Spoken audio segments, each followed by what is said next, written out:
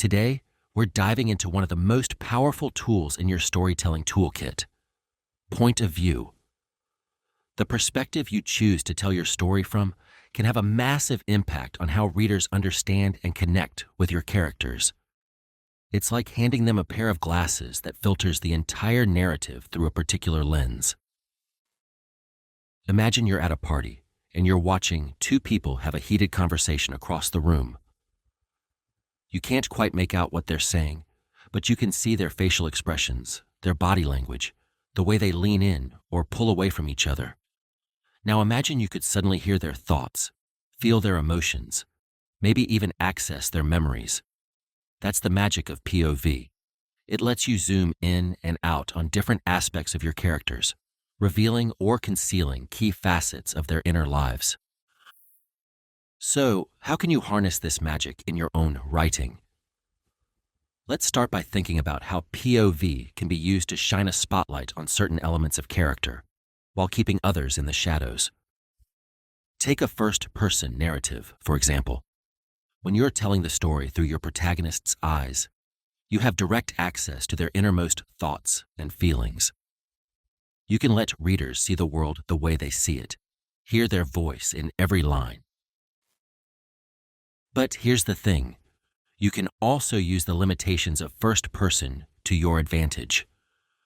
By filtering everything through one character's perspective, you create natural gaps in the reader's understanding. Maybe your narrator is unreliable or biased, or just doesn't have all the facts. Suddenly, those gaps become tantalizing mysteries, hinting at hidden depths and unresolved conflicts simmering beneath the surface. On the flip side, you might choose a more external POV, like third-person omniscient, to give readers a bird's-eye view of your characters. Instead of diving deep into their psyches, you focus on what they say and do, how they interact with the world and each other. This can be a great way to show the larger forces shaping your characters' lives, the social and environmental pressures they're up against. The key is to think carefully about which elements of character you want to prioritize in your story. Are you more interested in exploring their internal landscape, their secret hopes and fears and desires?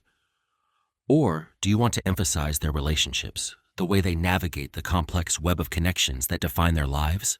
Once you've figured that out, you can start to play with POV to bring those elements to the forefront. One of my favorite techniques for this is what's called free indirect discourse. It's a way of blending third-person narration with a character's inner voice, so you get this seamless flow between the external and the internal.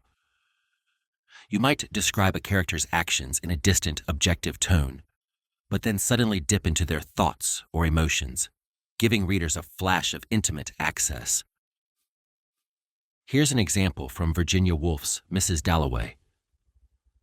She had a perpetual sense, as she watched the taxicabs, of being out, far out to sea and alone. She always had the feeling that it was very, very dangerous to live even one day. We start with a neutral description of Mrs. Dalloway watching the street, but then we swerve into her head, feeling her sense of isolation and vulnerability. It's a POV shift that packs a powerful punch. Another way to think about POV is in terms of character arc. The perspective you use to tell your story can shape the way you structure and reveal your characters' journeys of change and growth. In a coming-of-age story, for instance, you might want to stick close to your young protagonist's perspective, using their changing thoughts and emotions to signal key turning points in their arc. Or, in a romance, you might alternate between the POVs of the two love interests, letting readers see how their perceptions of each other shift and deepen over time. The beauty of POV is that it lets you control the pace and the impact of your character's development. You can use it to drop bombshells, to slow burn revelations, to reframe entire relationships or conflicts from a startling new angle. A well-timed POV shift can make readers gasp or tear up or throw your book across the room in the best possible way. So, as you're crafting your own stories, I want you to think of POV as your secret weapon for character development. Play around with different perspectives. See how they change the way you understand your character's motivations and choices.